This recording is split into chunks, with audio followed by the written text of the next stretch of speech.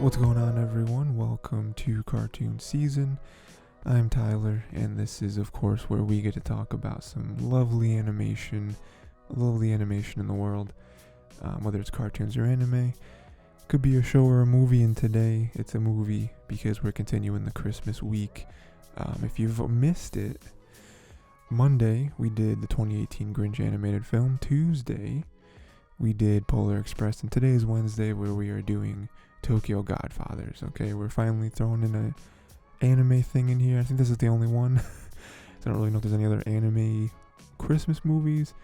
We're throwing this one in there because this is pretty good. I've seen this once before, enjoyed it thoroughly.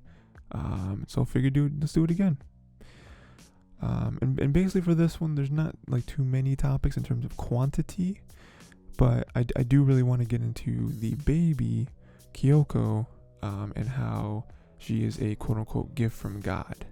I have a bunch of examples here as to what kind of backs that up, and how them finding Kyoko really helps everyone individually. Like, it helps them all kind of find each other, not only each other, but themselves. And I think they're all better off because of this whole debacle, even though it probably stressed them all out. I know it would stress me out having to, you find a dumpster baby and you gotta try to find the parents in a city. That's wild to be able to do that. But I do think at the end of it all, they are glad that they had this experience, and I have a bunch of examples as to why. And before we get into that, I just want to say, make sure to go to the Tiger T YouTube channel where you can find more episodes of this, or you can also go to many other podcast platforms and listen to it there. Links for all the places will be in down below, or on the side, or on the top. I don't know where they are. It's usually below. And there's also the Tiger T Twitter, as well as a personal Twitter for me, 2 Twitters. And you can find the links for those down below as well, where you can either, follow the Tiger T one for special updates and uploads, or you can follow my own for just random opinions on random stuff. That's basically what Twitter is anyway. So, like I said, Tokyo Godfathers, really only one main topic here: how Kyoko is a gift from God, as Hana puts it. And I have a bunch of examples here as to why. So the first one is, again, like, Kyoko for me is like a catalyst. She is the spider that has spun the web of all of their lives. And that starts off with a hitman who attempts to kill a Yakuza boss. Now, I included this in there because this is really the first big moment that causes that's kind of caused by this baby, because they go to this part. I mean, again, like, this in itself is a crazy moment, right? Where you have a hitman has a gun in the place, shoots someone, takes what's her name, Miyuki, hostage. You know what I mean? Like, there's just that in itself is enough for, like, this baby caused a moment in your lives that you are never gonna forget. Probably not a moment that you really wanted to live through. You probably wish you could just forget it and not have to relive the fear of something like that. But that in itself, like, that led them, that gave them some clues, and it was a stepping stone to the rest of the movie. If this moment ever happened, then we may never have gotten them back to the parents or saved each other, or again, like, even the Yakuza boss thing, like, that was directly connected to Jin, who, we finally started to peel away at his character a little bit and see what his backstory is and kind of why he is the way he is, and his whole attitude, that kind of thing. And again, jumping off of that, there's that woman, don't remember her name, who breastfeeds Kyoko. Nice moment, taking care of children. And in that scene, in that interaction, we learn more about Miyuki, because Miyuki is there with Kyoko, of course.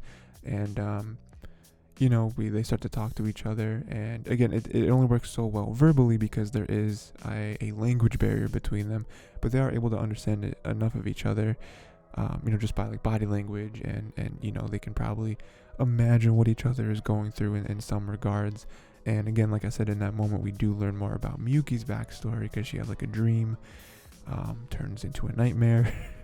But we do get a little bit more about her character and like her relationship with her parents and how much, not really how much, but like what her perspective is on the situation with her carrying the baby and then bringing the baby back, trying to search for the parents, what that could mean for everyone involved.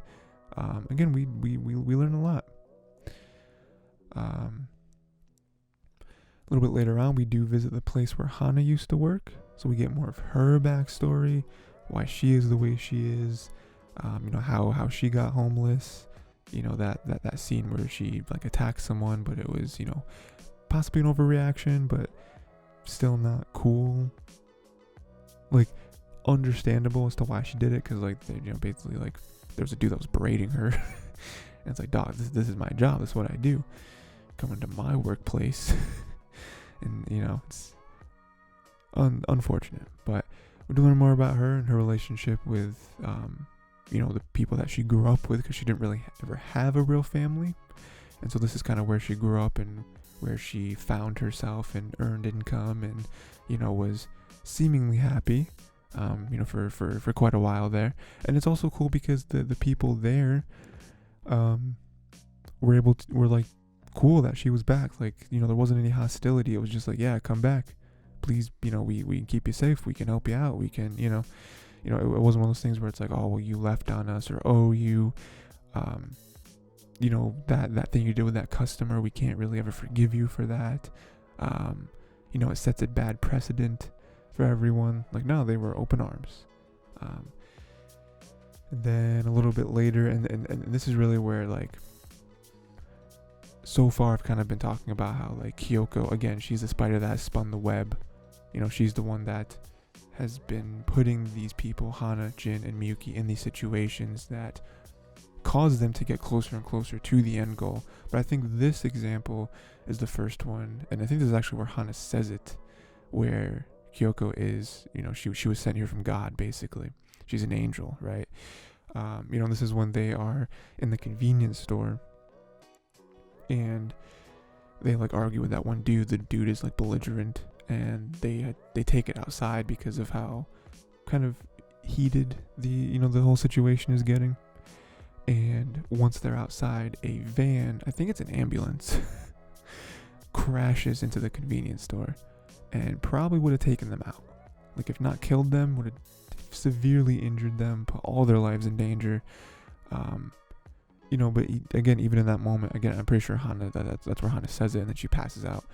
But like, that right there is like, what more proof could you get? I mean, you could say it's a coincidence, but you could say that, well, they wouldn't have been in that convenience store in the first place if they didn't have this baby that they were trying to return and find the parents to. But the baby was also making noise and was sticking out enough for this random dude to make comments about it, again, belligerently, which caused them to be pushed outside. So again, like, he saved them in a way, right? And then even because of that, again, being the stepping stones, right? The thread between all of these things, all of these moments, because that happens and Hana passes out from probably the stress of what just happened, mixed with she's probably like somewhat sick. I imagine that their lifestyle doesn't exactly equate to the pinnacle of health. They go to the hospital where they have to spend kind of the rest of their money, which kind of sucks, but it reunites Jin with his daughter. And this is another moment that I really like about this movie, that there's lots of moments where I feel like in other movies they would have played it very differently, but there's so many things in this where everyone acts like a family. Like, there's no resentment between people that these people come across, like past family members or past friends or past, groups, jobs, everything like that. Like, every time they come across it, like, that's, I feel like, definitely a testament to their character. It's like, Hana is a good person, Jin is a good person, Miyuki's a good person. So when they get back with people, when they reunite with certain people, even if briefly, there's no resentment there, and it's I think this moment is the biggest example where Jin's daughter could have definitely resented him, could have definitely been upset and hated him a little bit for leaving him, her and the mom behind, right? And how it was difficult. And no, but she was just like, I thought I was never gonna see you again, which is crazy. You seem to be doing okay. We struggled for a little bit, but we are alive, and you're alive too. And she even hands him their address and a phone number. The address, phone number makes sense. Again, very heartwarming, but the address is even more special to me, because this is her saying, like, one, you don't just, like, phone number could be more of a, like, hey, I want to talk to you, but I kind of want to feel you out a little bit, I don't necessarily want you just coming over to our house like everything is okay again. Like, let's have some, like, distant contact here for a little bit, which would be totally understandable. But the address is kind of like twofold. One, where it's like, hey, here's our address, here's where we live now, come over, we would love to see you. But it's the second fold in that is special, because that's her being like, hey, we're going to make you aware of our new place, because the old place that all three of us used to live in doesn't exist anymore. So it's like, hey, it's updating you, giving more information, more personal information. And also, like, hey, like, we're not trying to, like, lie to you and deceive where we live, because we don't really want to see you in person. Like, no, here's our new address, phone number, come over anytime. We love to have you. Again, we never thought we'd see you again. We don't really resent you. I'm sure they have some negative feelings towards Jin, because Jin did just leave. But again, they're all good people, and that they're okay with making amends with each other. A little bit later on, Miyuki and Hana save the mom from suicide, which in the moment, very good moment. Very unexpected too, because this was the scene where they were, like, walking over the bridge, and then you see a lady getting up on the bridge in the background, and, like, for a second you're like, are we just gonna move past that? Like, that didn't happen. But no, they stop, they look back, and they go to save her. Which, again, nice moment in the moment. I love how Hana, like, Hana hits her. Cause, like, how could you think of taking your own life and then leaving your daughter here all by herself, which is, like, Hana's great. Hana's, like, the most, like, passionate character in this whole film. I love it. But her and Miyuki do end up giving the child to her, which, again, overall in the moment, great. We finally reunited. Movie over.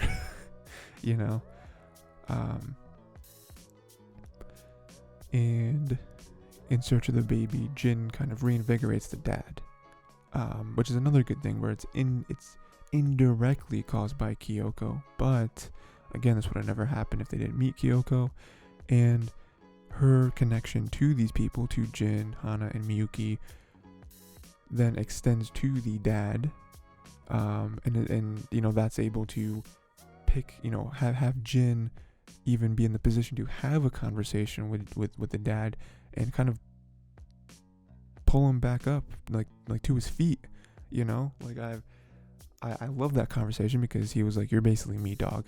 Like, well, he didn't say that, but he was like, I know someone like you. And he was obviously referring to himself. But, like, another great thing there was the dad being like, hey, my life's turning around. I'm not like you. I'm not, some loser. I'm not some, like, degenerate or whatever. And then you just see his house. There's literally just, like, bags of trash. Like, you can't see the floor because of all the garbage that is in your home. Like, you need to pick yourself up. And then this is where we get to the real climax of the film, where Miyuki stops the mom from killing herself and Kyoko, because obviously at that point we learn that the mom is not the real mom, the dad is not the real dad. The mom, I guess, and the dad lost their actual child I don't remember exactly what the reason was, but I'm pretty sure it was like some like health complications. So like their kid died very, very, very young. As a baby, you're assuming, and so the mom just couldn't take it, and she like stole a baby, which isn't funny, but it's crazy. And again, this is like Kyoko is the connection to everything, to have that relationship with Miyuki, to run up there and be able to give this speech as to why you shouldn't do this, and then attached with that, with Jin dusting off the shoulders of the dad is able to talk some sense into her as well. And like that whole like back and forth, everyone's saved. Like look at that. The Kyoko, the glue, was able to put all of these pieces in position to give everyone a better life. And then just some more like magical godly stuff. When Hana and holding Kyoko was gonna fall off the building, a magical gust of wind lifts up, puts some air under the banner that they're holding onto and gives them a very soft, easy landing. And again, that right there is just another, that's close to the convenience store van example, where it's like, it's not really like a story-driven reason. It's more just like a weird thing that happens, and you just say, "Oh, that was God. That was God helping us."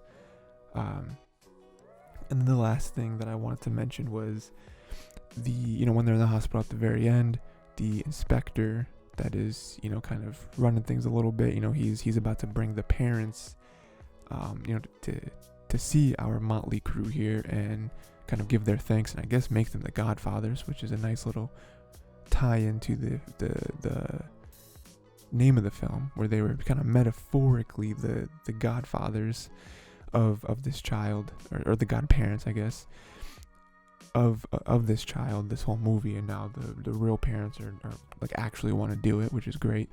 But you realize that the inspector that comes in is Miyuki's dad. So that kind of wraps up all three characters right there, where Jin was able to reunite with his family, Hana was able to go see where her family was, and them both have open lines of communication with them.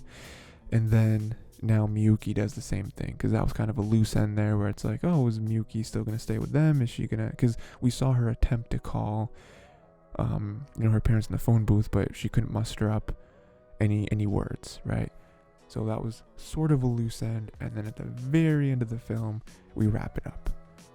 I would have loved to see that scene play out, to see Miyuki and her dad talk, and then also the parents of the child talk to Hana and Jin, and Miyuki as well. But, have them all kind of talk to each other and see where that went. But, I think it's also nice to kind of put it up to our imagination, because I feel like we can all infer how that scene was going to go, just based on the rest of the film and everything these characters have been through.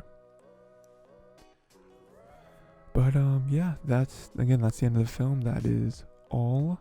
Again, there's probably more examples in there, but those are all the ones that I wrote down, all the ones that I feel like really exemplified why, like I said, Kyoko, from a story-driven reason, is the link to all of these events, until the very end, to where, again, she was a blessing, really, like she's a gift from God. Like I said, I keep saying it because that's, I'm pretty sure that's Hana's quote at one point, but it really is true, where these characters seem to be doing fine prior to all these events, but now I feel like they understand each other a lot more, they understand themselves a lot more, like internally, and they have reconnected with their past in positive ways, all of them in very positive ways.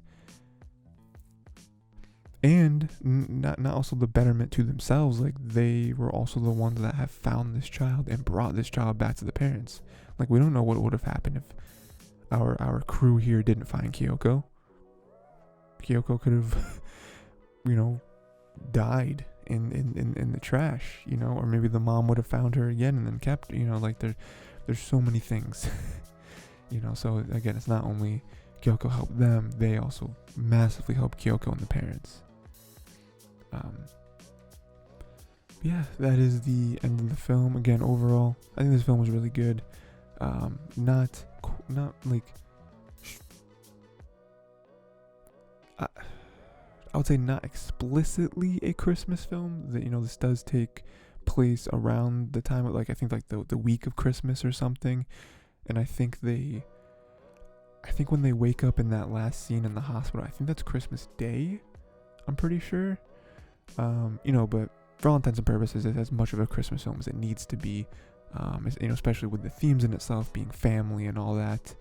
And I guess the religious themes too that are thrown in there. But I think it's good. I think this is definitely one that I threw in there because it's probably not one that would be expected, aside from like a Grinch, which is obviously Christmas, and then like a Polar Express, like I've already done.